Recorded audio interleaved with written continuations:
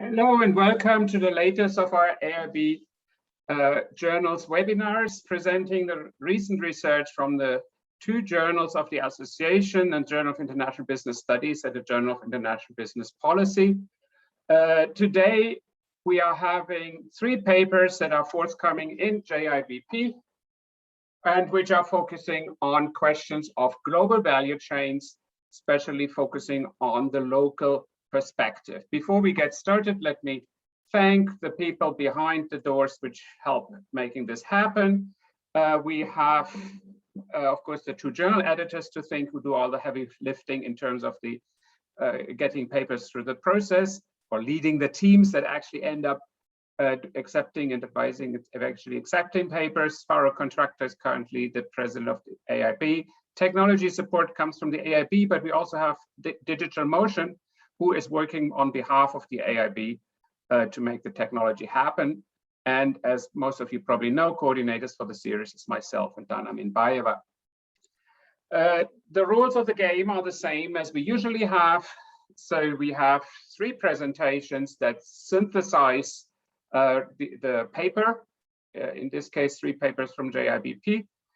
And afterwards, we will have a open discussion.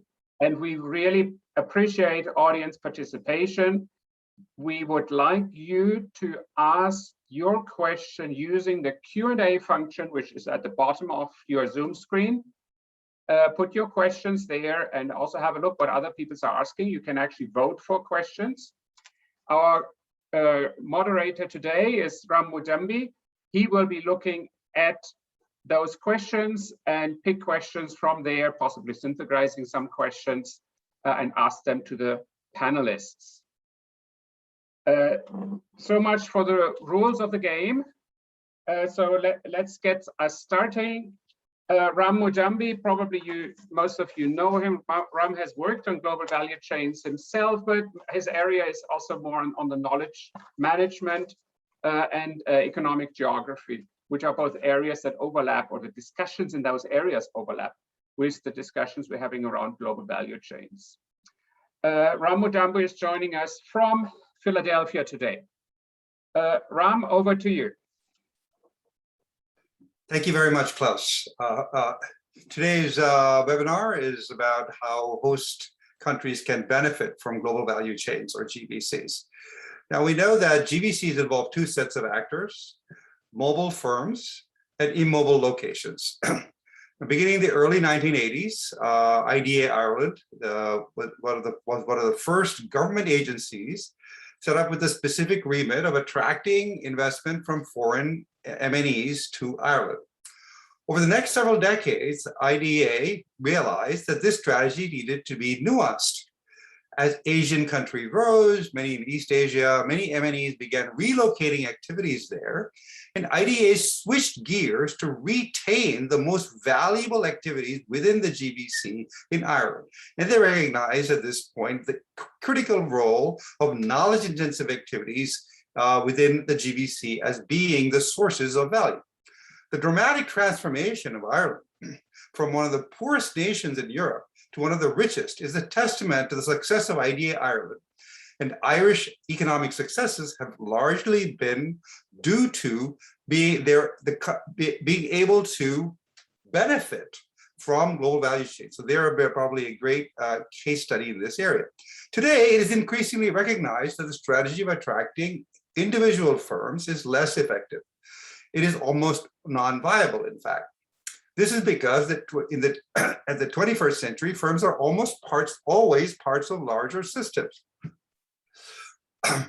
These GVCs, heads, administrators at the national, regional, and even at the local level need to understand the entire GVC in order to devise effective policies to maximize the win-win potential of these M&E investments.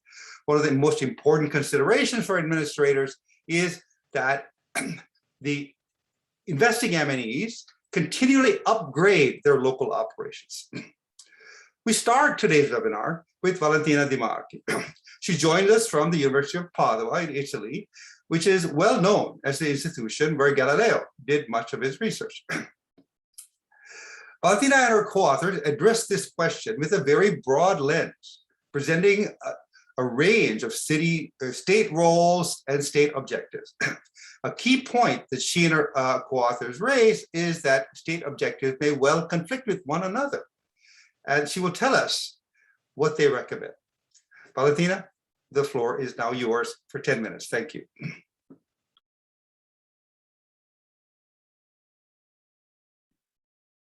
Thank you, Ram, and thanks all the team for the invitation. I'm very pleased to be here and present to you a recent paper co-authored with Matthew Alford at the Alliance Manchester Business School, published in the Journal of International Business Policies within a broader collection that takes the GVC-oriented policy as the core. The title of this webinar today is "How can host country benefit?" Indeed, from participation in global value chains. Indeed, what we know is that global value chain is getting a widespread framework to read the International Organization of Activities.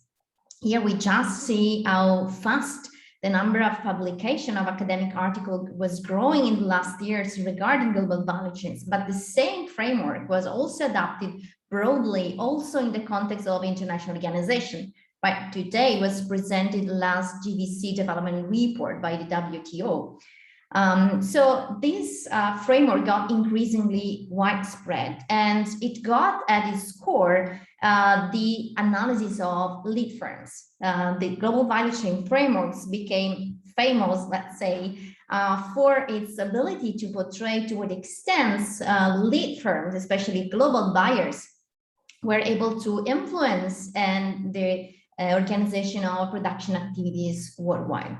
But it is also true that since the beginnings, also the role of the state got at the core of the analysis of the GVCs. However, what we found is that until recently, the role of the state and how it can mediate in the ability of local firms to gain from participation to GVC was rather understudied.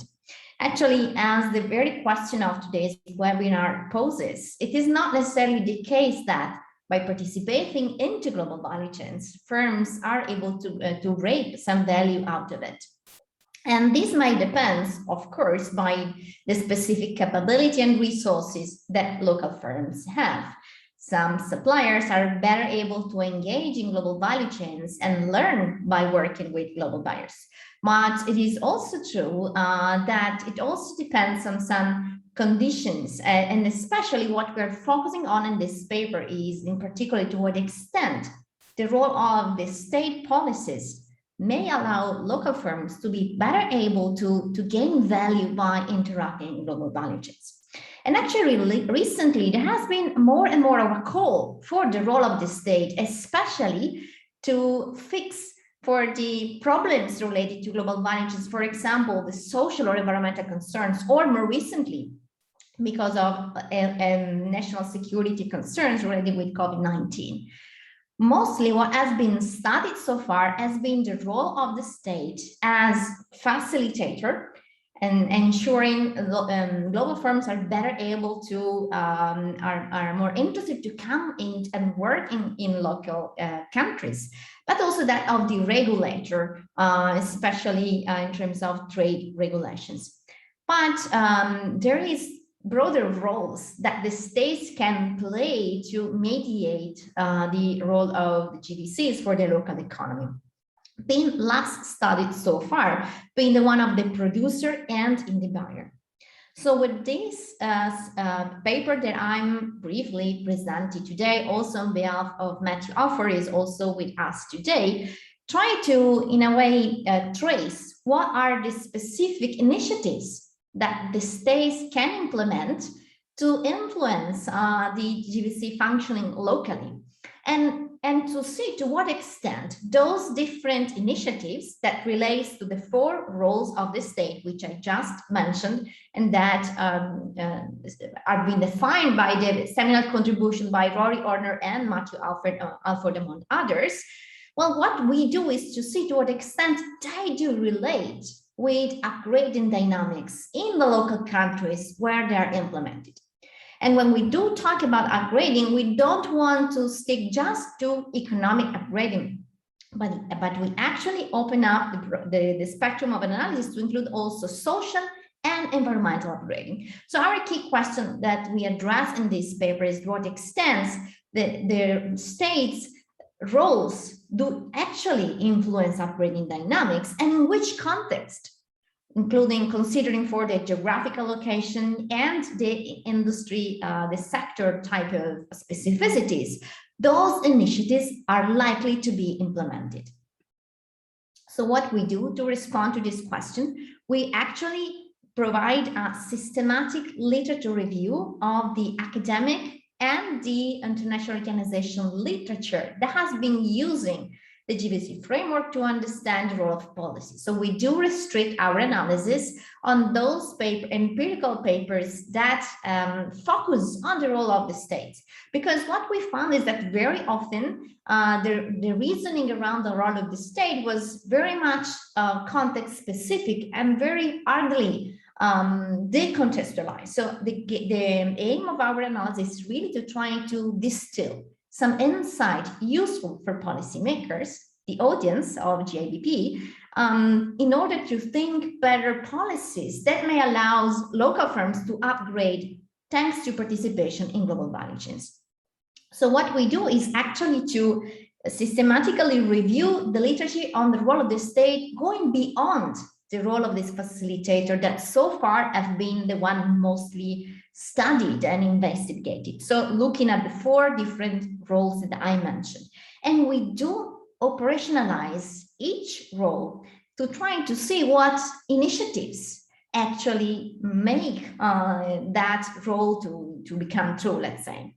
What we also do again is to look for industry and geographically contingency. And last, what we do is to try to even visually represent and synthesize the very broad and complex evidence that emerges from the literature for the sake of policymaking.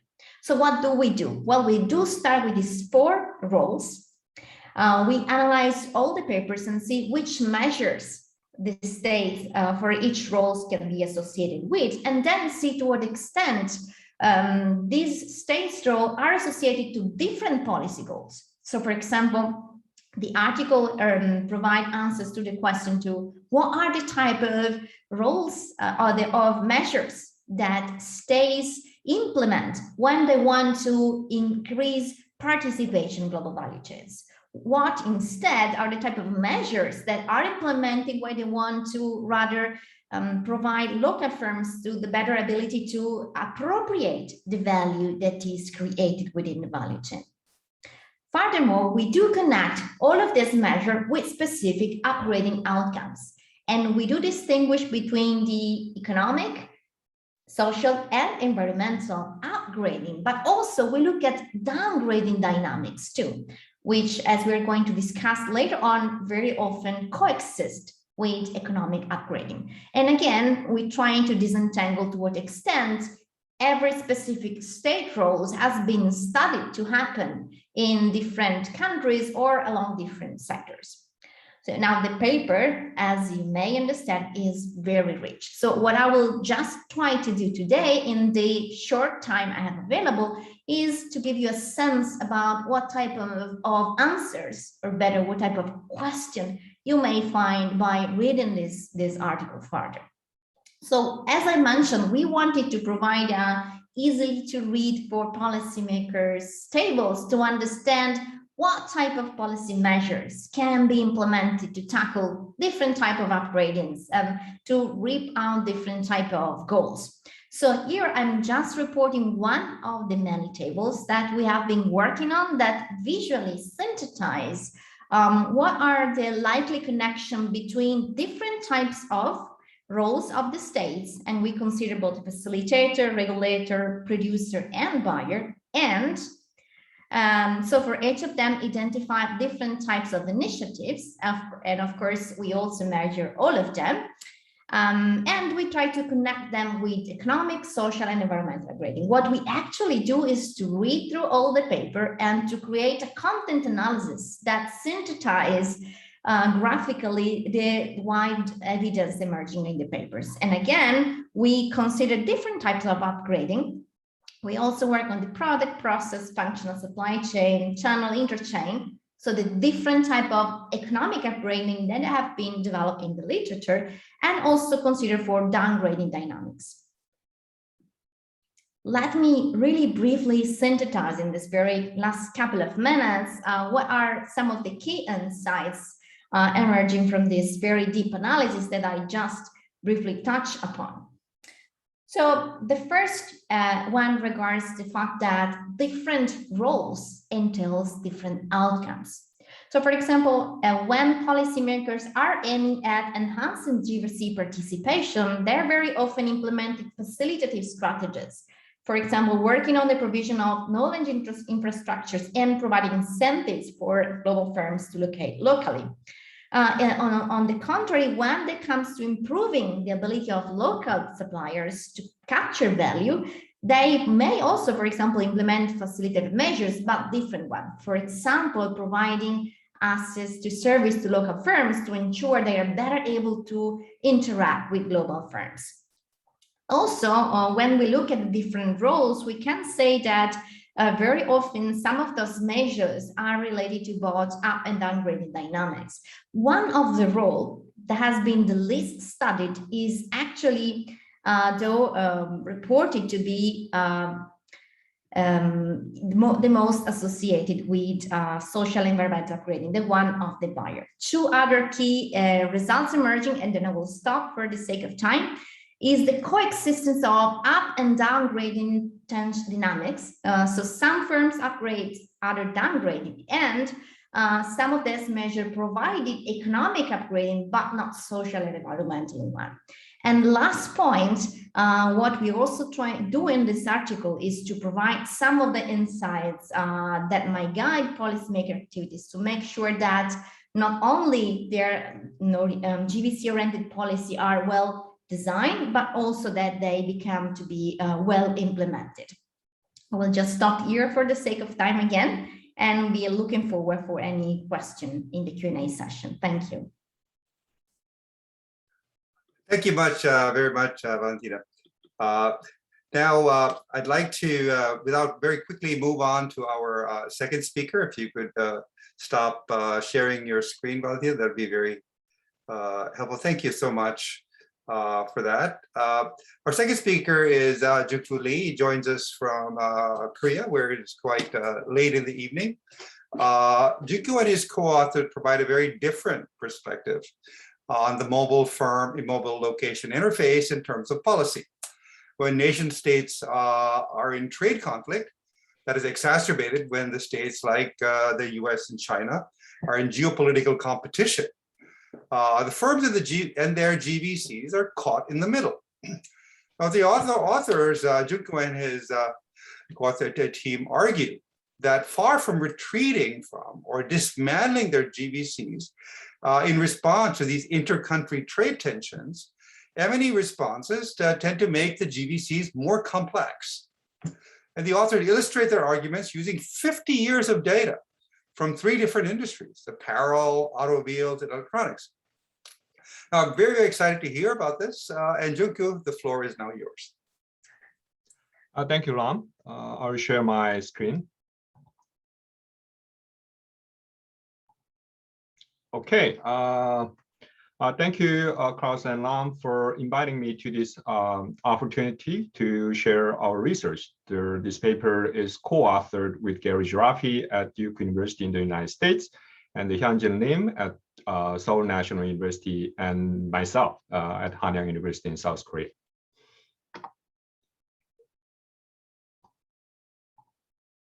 The paper is sort of our response to the question that looms large today, that is whether growing trade restrictions will make the GVC smaller than before. There is ongoing debate about the future of GVC in the face of US-China trade war and other trade tensions. On one side, there is the idea that growing protectionist moves will get GVC shrunk geographically and less fragmented organizationally, as more and more firms decide to bring their offshore activities back home in the face of higher tariffs and their tightened trade control and other policy-related uncertainty. The COVID-19 pandemic certainly have made it even more realistic. But on the other hand, GVC has been out there for several decades and expanded over time despite various changes in the international trade regime. Some certainly contribute to the proliferation of the global value chain, but others were not necessarily. And so our thought is that the GVC may be more adaptable than we initially thought to the various trade restriction and the policy measures. And it is because that their firms can keep finding the ways to circumvent such barriers.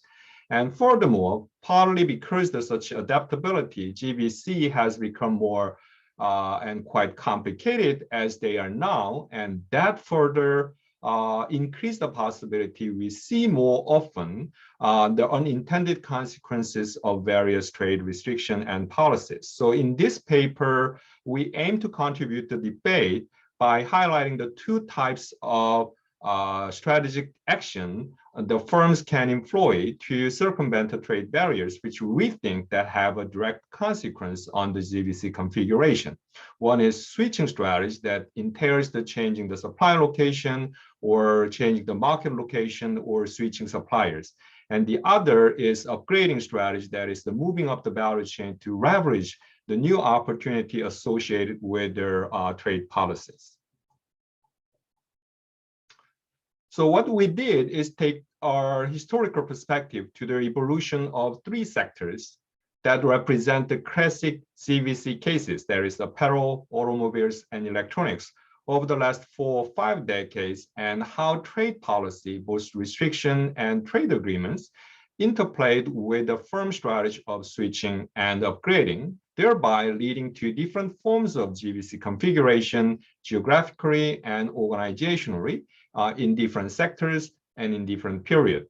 The main part of the figure basically illustrates the core part of our argument, while we also found there from our historical analysis several important factors that interact with these key components in the frameworks, as we discussed in the later part of the paper, and that factor is actually illustrated on the top of the figure. And our case narratives are organized by sectors, and the main findings from the cases are summarized in a long table in the paper. So if you're interested, then take a look at more closely. But due to the time constraints today, I'll focus on a couple of notable aspects in each of the three sector cases. So the first case, the apparel GVC, what characterized the 1970s and the 1980s in the apparel GVC were protectionist quotas and their tariffs set by the US and European countries under the multi-fiber arrangement, mainly against the East Asian apparel exporters. While such bilateral measures are basically intended to curb the apparel imports from Asia, but Western buyers and Asian suppliers responded to such restrictive measure by moving production to less developed country with extra quotas, initially from Japan to 4 Asian tigers, and later from there to China and others in Southeast Asia, as illustrated in the figure 1 on the left side of the slide. And at the same time, the firms in the country like Japan and East Asia move up the value chain by working with more established foreign buyers, and they're engaging in a high value added activities such as making textile instead of making garments or designing products. And such inputs oftentimes like knowledge based and they're more skill based was applied to the garment producing country where the final products are made and directly exported using the quota of their exporting country. And this led to the rise of so-called triangular manufacturing, which is still an integral part of how apparel GVC operates.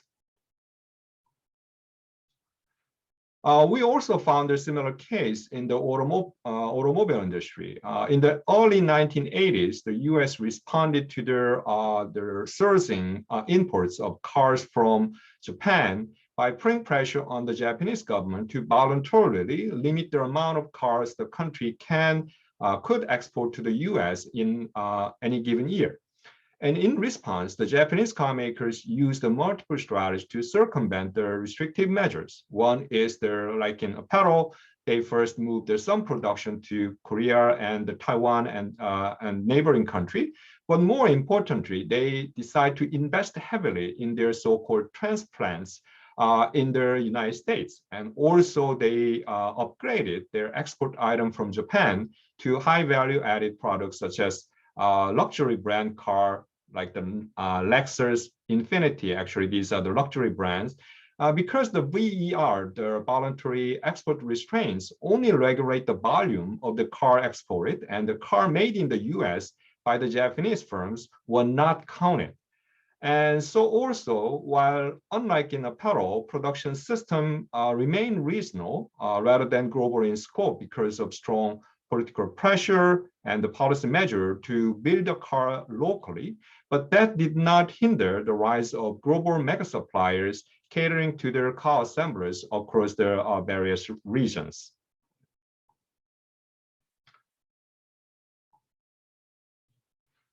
Finally, the similar case of switching actually happened in response to the US measure to curb consumer electronic imports from the East Asia during the 1970s, also US-Japan semiconductor agreement back in the early 1980s, which was intended to actually increase the access of US semiconductor firms to the Japanese market. But it ended up with a vertical disintegration between the family's firm focusing on the R&D and product design, where the US firms actually focused on in the face of competing with the Japanese. And the other side, there are foundries and the large-scale memory production, where the Taiwan and Korea found a way to outcompete Japan in the semiconductor industry. And such organizational fragmentation, power induced by their trade restriction, or modular shift to the more modular production system was found in many electronic manufacturing cases, including the one between Apple and Foxconn in smartphone, and which drastically actually expanded electronic production networks across Asia. Oh, sorry. Yeah.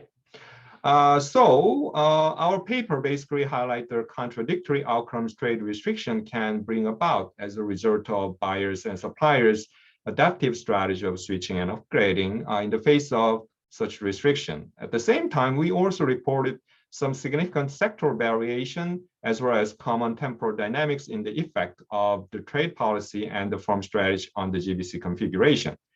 And thirdly, our historical examination also revealed that a host of other factors also play a role, such as the policy overlap between the investment policy, foreign exchange policy, and the industrial promotion policy, and also the effect of the GVC governance and their role of disruptive event like the COVID-19 pandemic. They play also a role in shaping firm strategy as well as their impact on their GVC. All these findings led us to conclude that there is a high likelihood of unintended consequences associated with their trade policy in the GVC world, because buyers and suppliers, as well as both host and home country governments, basically pursue the strategy to effectively navigate the trade policy environment with distinctive interest. Let me conclude my presentation with brief comment on the implication of our finding. First, the existing research mainly highlighted the facilitative aspects of government policy in relation to the GVC entry and upgrading, but we also need to pay more attention to the opposite, restrictive aspects of such policies. As the Valentina just presented, the studies on the role of states in GVC are still nascent, but certainly in the future research, we need a better understanding of the variegated roles of the states in the GVC and often unintended consequences of state action. Secondly, policymakers should pay attention to the sectoral and temporal dynamics and the variation, and to seize the window of opportunity for upgrading, because the different trade policy play out in a different way in a specific sectoral context and in a specific temporal context. Our case shows that the country and the firm in East Asia were relatively successful in making the best out of the trade policy, but the question is whether such experience can be emulated by others. Finally, we need better understanding of the process of decision making, both by their in the public sector, but also in the private sector. How they actually read firms and suppliers in the face of trade policy-induced uncertainty makes us kind of like the strategic decision making. Okay, so let me stop here and thank you for your attention.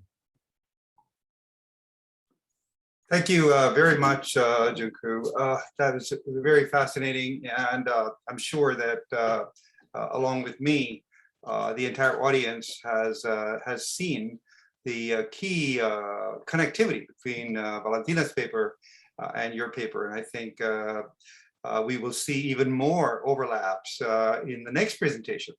Our third paper is going to be presented by Stine Haakonsson and her co-author, Johanna Galmengad. And they're both joining us, I believe, from Copenhagen Business School. Now, one of the most important features of the global economy is the transition between the 20th century two-world grouping, when we, back in those days, in the last century, we had the world being grouped into two groups, rich countries and poor countries, to the 21st century, where we have a three-world grouping, where we have rich countries, emerging economies, and frontier economies. Now, much of the literature, international business and elsewhere, has focused very much on rich countries and emerging economies, because kind of these are considered to be more exciting contexts. And also in the global value chain research agenda, these are the groups of countries which are connected with each other, because mostly basically it's the advanced countries, rich countries, and the emerging economies that are connected within these GVCs. And indeed, these frontier economies are the ones that are left behind. In fact, one of the key definitions I give my students talking about GVCs is that frontier economies are those which have not managed to connect into GVCs. So it is very refreshing to see work on a frontier economy, an economy that has been largely left behind by global production and innovation networks.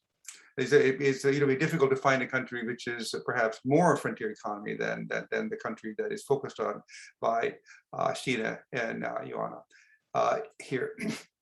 Now, all countries that have developed so far, from the very first developed country, England, to the most recent success stories in East Asia, they have shared one common experience of rising inequality in the early stages of development, followed by more equality in per capita income as the nations rose. As they became richer, equality became much greater. In other words, inequality began to disappear only as the country became rich. Now, the authors examine whether these inclusivity and equality issues can be brought into the mix early in the development process. Right. So ultimately, we're looking at an economy which is extremely poor. Could they actually bring in these inclusivity and equality issues into the mix early? Now, this is, of course, the importance of the investigation cannot be underplayed. And we look forward to Stine and Johanna's presentation with great interest. So Stine, the floor is, and Johanna, the floor is now. Thank you very much, Rem. Thank you very much for inviting us to present in this forum, and thank you to Klaus and Rem for the chairing of the session. We see this topic is very timely and extremely important. Excuse me, Stine, could you swap around so you have a presentation mode? At the moment you have the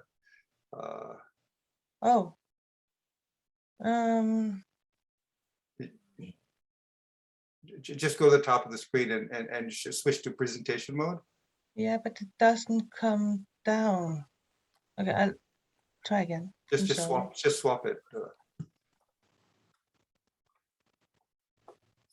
Is this better? No, it's the same. But okay, you might as well proceed. It's just that you're showing two slides instead of one. Okay. Oh, I'm sorry about that. Well, but it's super relevant for the international business community to look beyond the lead firms also when engaging with the global value chain literature, and also especially in a time where we have the sustainable development goals, and we have a lot of global challenges that are being dealt with.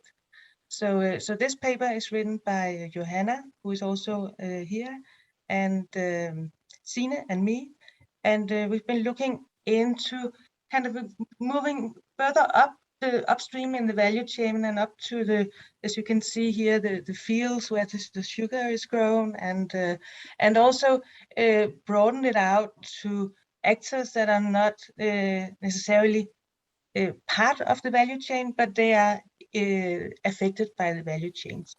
So we've shifted the perspective to the rural villages in Malawi that are affected by the global value chains for good and for bad. Okay, so now, oh, there's something wrong. I'm sorry. Doesn't. Okay. So the point of departure of our project here is to look into the notion of value chains for development, which has been coming up in the literature. And you can also see that the GVC framework has gained a very important position in the broader development agenda, also in the large international development organizations, as Valentina also introduced before.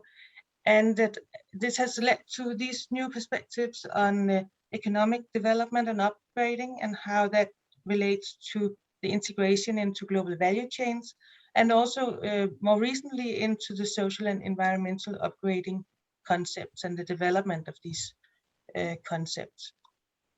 But we still see that there may be an issue, or still a gap in that most of the literature is looking into development in economic terms, as something you can measure by economic, like export or FDI, but also looking into the chain included parties, the companies, the firms, and their upgrading. Also, we see that there's a lot focus on the top-down governance in these chains and development practices, and very little bottom-up in who will define what is development, for instance. So the focus has been on economic and social upgrading, not on the livelihoods of small-scale producers. So our aim with this project is to look into how can we strengthen the potential for global value chain and this approach to promote new organizing principles for value chains for development, looking into how it can contribute to inclusive development. There is a literature on value chains and the role of the state here, and in our not so thorough as Valentina's literature review, but in our review of the literature, we could see that there is this role of the state in facilitating the participation in the global value chains that leads to economic upgrading, to becoming more attractive to foreign direct investments, and also to increase the export level and productivity of a location. So that would be the role of facilitator, regulator, buyer, and producer, establishing the institutional framework, the conditions for value chains to operate, also educational, health systems, national innovation system, and so on and so forth.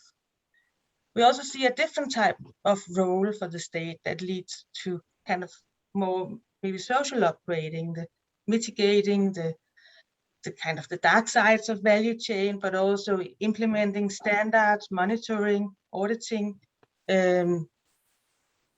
the different social standards also coming from international agreement, international organizations, and from private standards and CSR. So looking into this, we still see a gap in the literature in kind of who is defining what is development, and what about poverty, for instance? What about the 70% of the poorest people that are actually small-scale farmers and not necessarily involved in any of these upgrading processes? And to pursue this, we looked into specific cases in Malawi, 3 different villages that Johanna will now tell you about. I'll pop in and just give you a brief overview of our empirical data that was specifically collected for this paper. So we have 3 cases, all 3 cases situated in Malawi, all 3 cases evolving around small-scale farmers specifically, and each of them investigated. So we have, first of all, the community of Mkwazi farmers who are situated in an area where in the nearby a company is producing and cultivating large-scale cotton production. And through this, because they're situated in a big valley, the Sierra Valley, this has meant that through the irrigation canal, the fields of this community where they would otherwise grow rice have been completely flooded for more than 2 years. They have not been able to grow the food that they would otherwise depend on. What we see as the link to global value chain is that this cotton was meant for export, but the community in question, these small-scale farmers, were not themselves integrated in the value chain. And when we look at the type of value chain governance, we see that there was a failure of private governance to, in the first place, do no harm, as in standards or anything to make sure that this didn't happen. There was also a failure on the part of public governance to protect from that harm in the first place. And then if we look at the community themselves, we see a low level of power, a low level of agency to do anything about it. So what we deem from this first case is a case of not livelihood upgrading, as is the term, but livelihood downgrading, actually. When we look at the second case, a bit more north in Malawi, we see some similar effects. Here, we're not talking about accidental flooding of land. We're actually seeing outright land grabbing.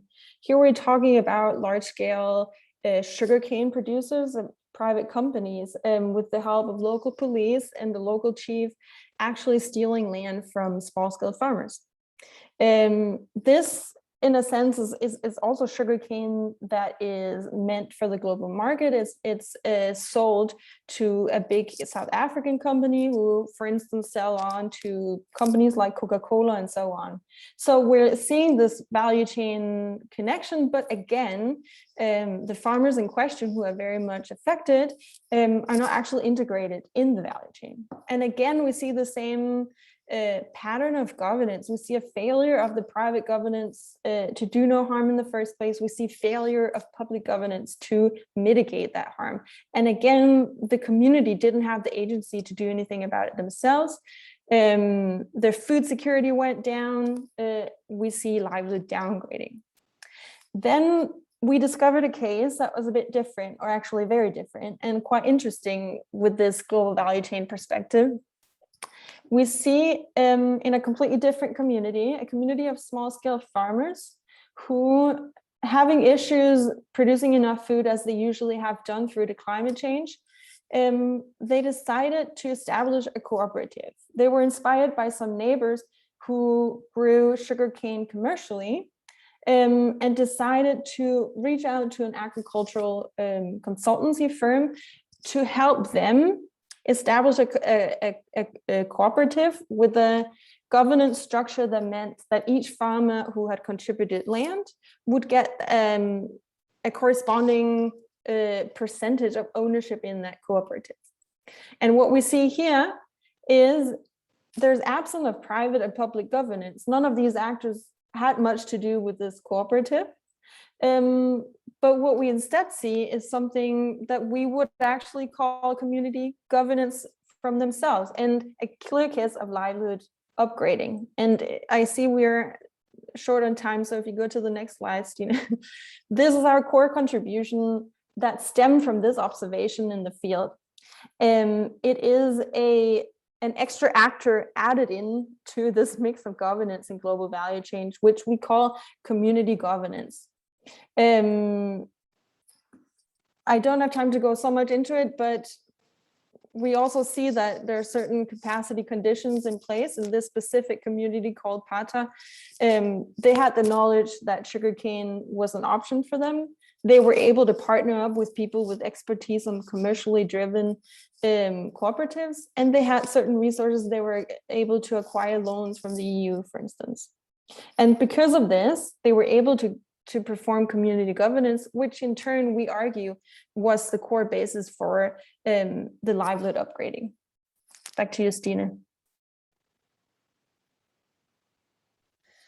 Yeah, so this is the last slide. And just to round up, but coming back to our aim, there's a window of opportunity for us scholars to integrate the international business literature with development literature, and also the global value chain approach is kind of a way to bridge this. And I think there's a nice window to go for this. So some of the agenda points for further research would be to investigate these alternative forms of organizing and how to provide a role for firms and states in making these conditions for livelihood upgrading,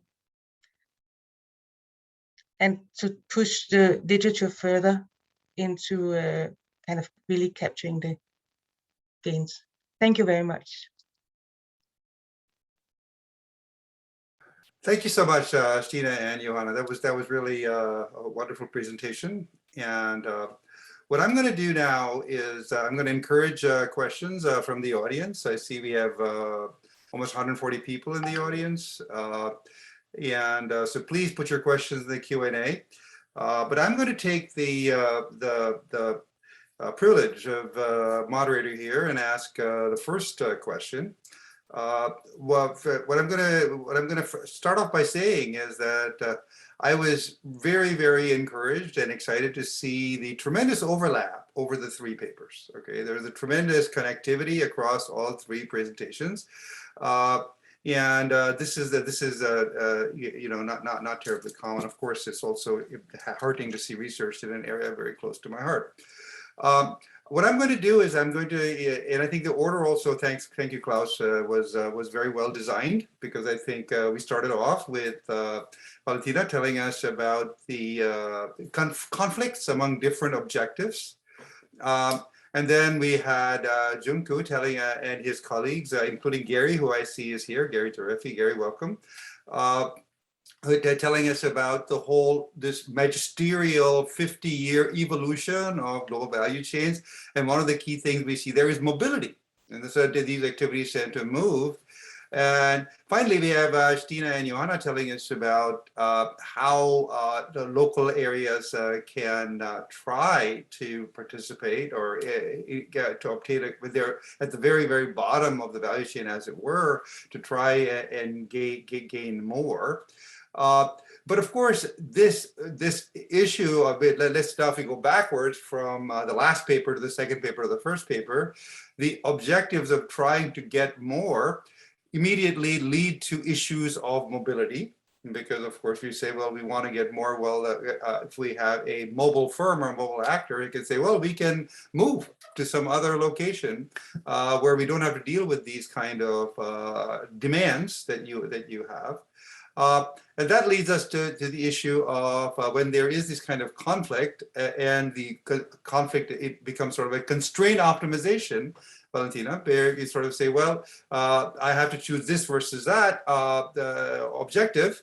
But if I choose one objective, that is this balance may lead to, has to be dealt with in the context of the fact that the firm might move their activity if I push too hard. So let me start off in reverse order by posing this question first to Stine and Johanna in the following context. First of all, I mean, of course, I love the idea of sugar because you know, I spent a lot of my undergraduate undergraduate work in India, in the state of Maharashtra, which is a sugar state, and then we had this local context of sugar barons. And to draw your attention to the research of on the nation state development processes. People like Greenberg and so on at MIT who have basically asked the question as to why did England and France develop and Russia and Austria did not in the 18th century and the 19th century, and their answer was it depended, and that relates directly to your 3 case studies as to where you saw development, where you did not, and that their point was that England and France, the players saw benefit from innovation. In other words, the establishment, because ultimately the power of the landlords was broken early on by the French Revolution in France, of course, and in England by the rise of the Industrial Revolution, so the landowning class was less powerful. And therefore, the incentive of the rising class was in innovation, whereas in Russia and Austria, the incentive of the ruling class was in no innovation, because in protecting power. And so, let me just stop there and start with getting your reactions to this, how you might think about this in the context of Malawi. Then we'll move back to Joonkoo and move to Valentina. Yeah, thank you, Ram. I think it's a really good question, and I agree that innovation may be that's also what we found in Padua in the 3rd village, that they've been kind of creative. They've been able to organize in an alternative way, but still capture the gains from being part of a global value chain. However, that's just also something they managed because they, by coincidence, got access to the right knowledge and network. They got the experts in, they got connected to the European Union to get some seed funding for the reorganization. And then they kind of used that in a smart way to organize collectively in this cooperative. So I think that's also our point, is that that's not something we can expect to just come around. It's also something that the state and the multinationals can help facilitate, kind of making these basic conditions that allows for community governance and livelihood upgrading. I think what you said about the mobility is also extremely interesting, because land is now becoming a scarce resource. And it's just because we haven't really thought about that for many years. But if you look at the climate change and also the buying of land to plant trees for offloading climate kind of CO2 emissions, and also just for producing food. So land is becoming a scarce resource. And I think this is another hopefully way for these villages to gain more power in the global value chains. Okay, the power, of course, is a very, very critical word here, of course. Joonkoo, could I move to you and on the basis of what Stine just mentioned about the community organizations, maybe get your reaction to because that was sort of something that was not directly part of your presentation, but to what extent do you see this kind of local organization as part of the dynamics in the 3 cases that you studied? Well, I think it's probably I think it's the role of their business association, like their industry association, in their formulation and the reformulation of their strategy of the local firms in their integration into the GVC. So when their local firms actually confront their trade restrictions from their importing countries, I think there is not only the business association and the industry association, but also the state and the ministries, the governments. I think they can play a critical role in their I would say their pivoting their direction of like the local the industry. For example, I think it's as you mentioned, is that they're like the firms are mobile, but like their countries and the people is less mobile. But I think they can change the direction of like the integration or the upgrading, whether it is the switching the suppliers from one country to another, or switching the end market from their foreign country to the domestic market. But I think it's in the rapidly changing the world of global value chain. I think increasingly like that kind of like the swift action of pivoting from one direction to another, one strategy to another, I think is really important. And there, in that regard, I think is their coordination, their role of like the local collective actors, such as like their business association and industry association, can play a role in formulating such strategy. Thank you very much, Joonkoo. Let me just take your point and propose that to create a question for Valentina. Because now, as Joonkoo pointed out, this whole notion of as time passes, the state tends to pivot, and because the environment changes, right? So you start off doing very low activities. As the level of activities becomes more sophisticated over time. How does this affect the trade-off that you were talking about? Because you're talking about obviously this conflict in different goals. How does this trade-off change dynamically? How do you see that? This is a very interesting question. We did not take explicitly a time horizon in our analysis that can allow us to systematically trace this topic, but just as an element that was cross-cut in many of the articles, we actually see that indeed trade-offs are not static as you suggested. So as policymakers are trying to, in a way, mediate for GVC participation, so to ensure that local firms can participate or can better get value or can improve local social environmental conditions, we actually see that there are some cycles going over and over, and then even in successful cases, even cases that were successful of policies, then some years later they may become less successful, or vice versa. So we don't have, again, systematic evidence about that, but one element that we found very interesting to interpret those results was the need to understand the local resources that policymakers have. When we discussing in GVC literature which firms are better able to participate and capture value, we know these are the firms that have a better absorbing capacity, that have more resources, more capabilities. But this argument also holds for policymakers.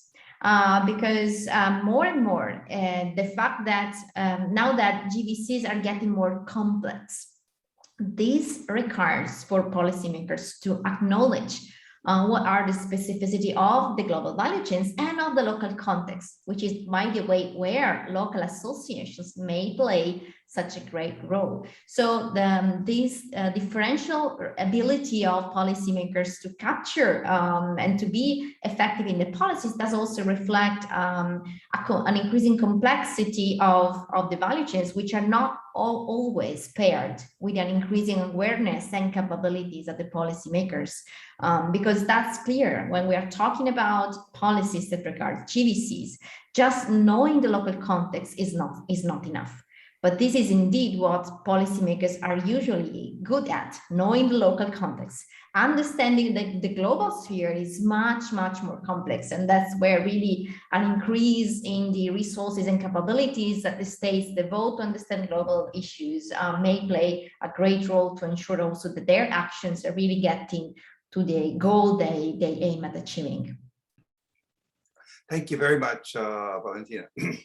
Let me again go around full circle. I mean, we have a question from the audience, and that's much more of a, shall we say, a question for the end, because this talks about basically where we go from here. But I see that Gary has his hand up, and so I'm going to ask Gary to come in, please, Gary. Thank you, Ram, and thanks for the panelists and a great session. I just want to make two comments. One, it's interesting that all of these papers are part of the same special issue of Journal of International Development Business Policy on GVC-oriented policies, but they have three really different strategies. The Valentina paper is with Matt is a large-scale lit review.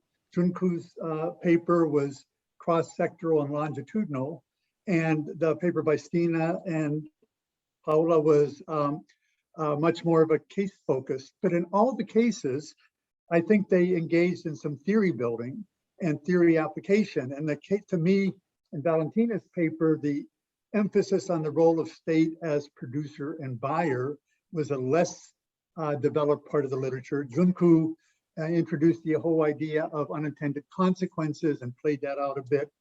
And Stine was talking about the importance of community governance as a new concept. So I think the panel all designed did two things that showed how three approaches can contribute to theory building and concept refinement. But my second comment comes to your point, Ram, about mobile firms and immobile places in the paper that Joonkoo and I did. And I think one of the things that we tried to do was to link the GVC literature more explicitly to the international business in terms of education about firm strategies. And when we emphasize those two particular roles of firm switching and firm upgrading, it seems to me firm switching is the strategy that deals with the mobility of firms that you emphasized. But firm upgrading is exactly what you do in an immobile place. If you could be in a place like China, which has really large capabilities for upgrading, or Mexico or elsewhere, you can stay in a place and go deeper or move up the value. So I think introducing that kind of a refinement on firm strategies helps us deal with both of the dimensions you're talking about and linking the IB literature with the GVC literature. Thank you very much, Gary. That's very clarificatory, and so I really appreciate that. We now have a question that's bubbled up to the top in terms of its likes, and this is a question from Nasreen Sultana. And I'm going to pose this to Joonkoo first. Do you think that the level of development of a country might also affect the value creation benefits from GVCs? So Joonkoo, if you could respond to that, and I think it's surely the level of development of a country affect like the level of like the value creation and the level of like the benefits from the GVC, and in a various way. I think is because that the well-developed country has a well-established like the connection with like their foreign the multinational corporation as well as like their in terms of like the trade linkage to their like their like the larger market like the US and the European Union, but also I think it's internal capability, particularly in terms of like their formulating the like the strategy and in the public area, but also the private sector has well experienced in dealing with this kind of like their issues over time. So I think it's that probably I think is help their like their advance their economy. There is the better position to capturing their the value from the GVC, while let alone like their development in their development in the particular knowledge intensive sectors and their high value added activities in the global value chain. Thank you, Joonkoo. And now we have another question that's bubbled up. It's from Beatrice, and she asks, and I'm going to pose this question to you, Stine and Johanna. What opportunities does the state and community governance have in integrating the private business practitioners in higher order global value chains? I'll repeat the question if you like. What opportunities does the state and community governance have in integrating private business practitioners in higher order global value chains? Do you have thoughts on that, Stine? Yes. Stine or Johanna? Okay, I'll go. Mhm. I mean, what we saw in the Padua, which is kind of the case that showed the most development in terms of self-determination, is that they have a great potential to link up with the local businesses and also small-scale business in kind of bridging them into the global value chains. So I guess the key message of your paper is that to take down to the local level is extremely important. And that's also a message that we got in a paper published some years ago in Jibs by Jerry McDermott and his colleague looking at Argentina, and where they looked at the two different wine growing clusters. And they saw one which upgraded and one which did not. And the community-based organizations was the key to growing up. Let me have a question now from Monabel, and I'm going to pose this question to Valentina. How does ideological asymmetries across nation states with regard to sustainability influence their policy-based support for local participants in GVCs? And I might ask the conflict amongst goals that you mentioned. Thank you, Mona. This is a wonderful question. So there are actually many levels in which it can be tackled as a question. So first, it is not necessarily easy to implement sustainability in GVC, even if it is a goal. Then, as you suggest, not all states have sustainability as a clear goal. So how does this add to the inherent sustainability challenge and trade-offs? So based on our analysis, we see that indeed this is there are cases in which the local public governance will able to overcome the lack for the private governance for that. So let me be clear. So there are cases in which the global lead firms ask for standards, and in these cases, states, local firms may adapt to them or not, and states may facilitate this or not. When the private firms ask for sustainability, usually there is kind of a movement in that direction, even if, of course, there are implementations. The devil's in the implementation details. But cases suggest that sustainability can be achieved even in a bottom-up perspective. Again, getting back to the case by Stine and Johanna, also in terms of the role of the community and the local producers, we found interesting cases in which even if in the global lead firms playing out in the country, there were no questions for better working conditions. For example, the local community that was asking for that was actually able to finally implement those type of standards in the industry. So even if the countries of the lead firms and the host country may have different perspective, of course, this is adding frictions. But even in these cases, there may be a space for the state and of course also for the firms to implement sustainability. Yeah, I will stop here, but we could go on for hours. Thank you again. I see Matthew has his hand up. So Matthew, did you have a comment? Yeah, sure. I'm very sorry, my internet's shocking, so I won't put my video on. But yeah, just as a quick interjection, building on what Valentina said, I also think it's a great question. The one thing I would add, and this goes back to Gary's point about the theoretical framing that we adopted. I think one helpful thing in our paper, when we delineate the state's roles as facilitator, regulator, buyer, and producer, following Horner and work that myself and Nicola Phillips have done, it's helpful in showing not just ideological asymmetries across states, but also within states. And it helps us understand that actually there are tensions and asymmetries between different roles that the state tries to carry out. So on the one hand, facilitating global value chains, attracting investment, and on the other hand, regulating those value chains to try and achieve social, environmental upgrading within the territorial borders that Ram mentioned and alluded to earlier. So I think it's a great question, and it raises a lot of questions around not just the roles of lead firms and value chains, but particularly the role of states in attracting, regulating, and trying to capture the gains from those systems of production. So thank you Bit of a waffle, sorry. There you go. Okay, I think we have only a few minutes left. Thank you very much, Matthew. And I'm going to, Pavel Kavik has a last question asking about where we see the future of this research going, which I'm going to throw open to all of you. And I'm going to add my own little nuance to that. And that is the following. In the case of England, as we're first developed country, and later in the 19th century in the case of Japan, and we see this in case after case after case of countries that have actually developed and moved up global value chains, the state has explicitly broken the power of some existing forces within the economy that were trying to hold back development, hold back innovation.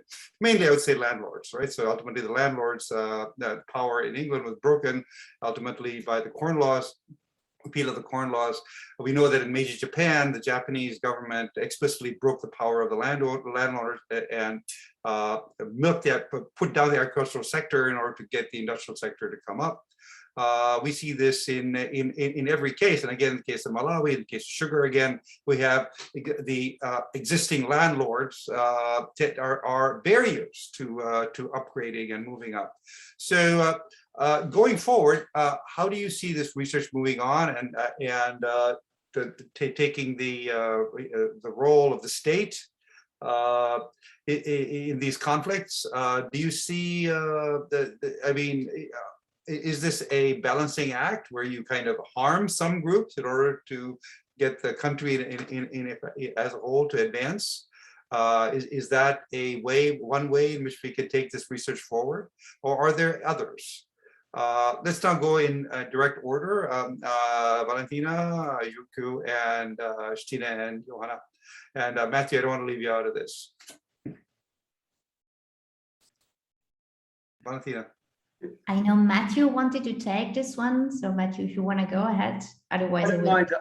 Yeah, I mean, happy to briefly comment. Yeah, thanks very much, Valentina, and thanks, Ram. I think Pavel's question's excellent. The one thing I would just reflect on briefly in terms of Pavel's question is I think that the global value chain literature, on my reading at least, stemmed from perhaps an over-focus on the state and a need to account for the increasing power of lead firms. So over the last 2-3 decades, we've obviously given great attention to that. I think the way in which I would perhaps diverge from Pavel's point that are we revisiting previous older questions? Well, I would say no, in the sense that we are now re-examining and reintegrating the state into in a moment of analysis whereby we have these very new, unique, and incredibly important global production regimes or global value chains. So I think there's a huge amount more work to do in terms of disentangling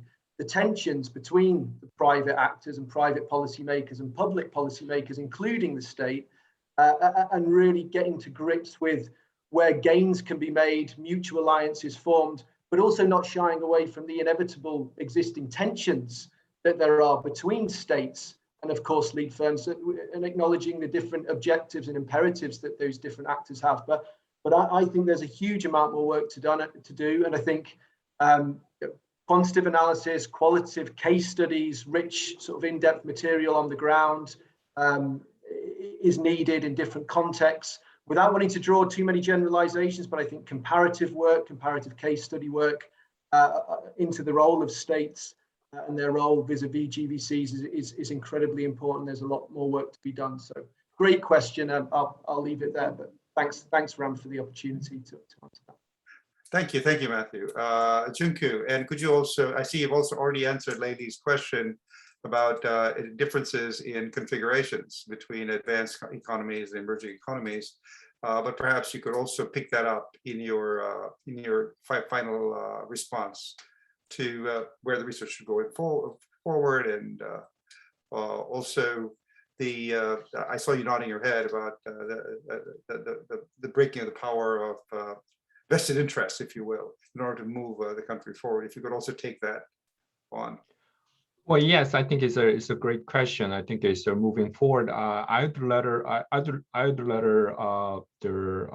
pay more attention to their how the countries and their firms actually strategize their move in the face of like their uncertainty in the global economy. I think is all the elements in the global value chain is now under shake. So I think is how they're like the countries actually well, I think it's a different country probably actually different capacity and the capability to actually moving fast and moving they're pivoting fast by strategizing their actions more systematically. I think is